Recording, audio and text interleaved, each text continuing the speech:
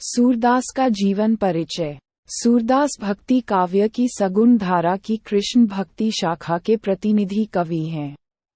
कहा जाता है कि इनका जन्म सन 1478 संवत 1535 में आगरा से मथुरा जाने वाली सड़क पर स्थित रुनकता में हुआ था। कुछ विद्वान इनका जन्म दिल्ली के निकट असीही नामक ग्राम में मानते हैं। इनके पिता का नाम पम रामदास सारस्वत था।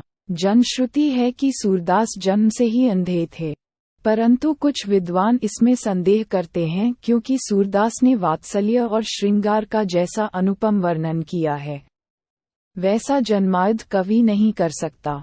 अतः उनका बाद में अंधा होना ही अधिक उचित समीचीन जान पड़ता है। सूरदास बचपन से ही विरक्त हो गए थे और गऊघाट में रहकर विनय के पद गाया करते थे। यहाँ पर वल्लभाचार्य से इनकी भेंट हो गई। भेंट के समय सूरदास ने उन्हें स्वरचित एक पद गाकर सुनाया। वल्लभाचार्य उसे सुनकर गदगद हो गए। सूर वल्लभाचार्य के शिष्य बन गए। वल्लभाचार्य से गुरु दीक्षा लेकर उनके आदेशानुसार सूरदास कृष्ण लीला का गान करने लगे।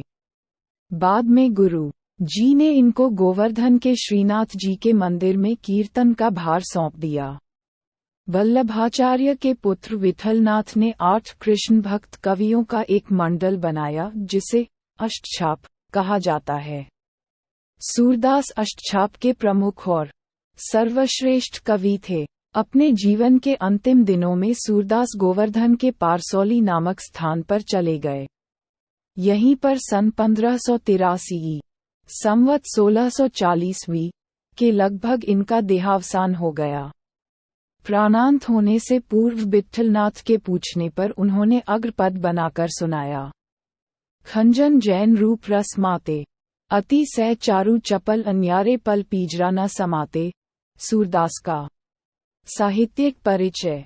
सूरदास हिंदी साहित्य के अनुपम कवि हैं। इनका काव्य भाव और कला दोनों ही पक्षों की दृष्टि से उच्च कोटि का काव्य है। सूरदास जी कवि सम्राट हैं और श्रृंगार रस के श्रेष्ठतम कवि हैं। सूरदास भक्ति काल की कृष्णाश्रयी शाखा के प्रमुख एवं प्रतिनिधि कवि हैं। निश्चय ही सूरदास हिंदी साहित्याकाश के सूर्य हैं, जैसा कि निम्न दोहे से स्पष्ट है।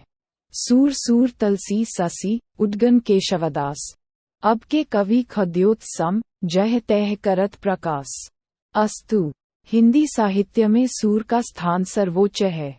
सूरदास की रचनाएं। सूरदास की प्रमुख रचना सूरसागर है। सूरसागर में उन्होंने 1.25 लाख पदों का संकलन किया, किंतु अभी तक केवल 5,500 पद ही प्राप्त हुए हैं। सूर सारावली और साहित्य लहरी भी सूरदास द्वारा रचित अन्य रचनाएं हैं। निष्कर्ष।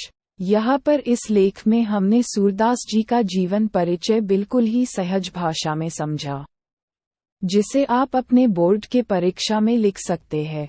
ये जीवनी जो हमने यहाँ पर शेयर किया है वो कक्षा 10 और 12 में पढ़ रहे छात्रों के लिए काफ़ी महत्वपूर्ण है। इसके बारे में अभी हमने ऊपर बात किया।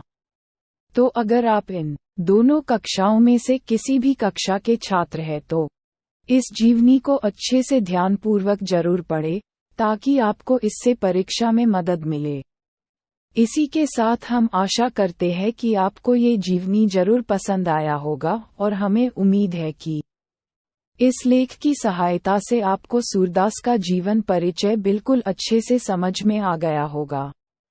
अगर आपके मन में इस लेख को लेकर कोई प्रश्न है तो आप हमसे नीचे कमेंट के माध्यम से पूछ सकते हैं, और साथ ही इस सूरदास की जीवनी को आप अपने सहपाठी एवं मित्रों के साथ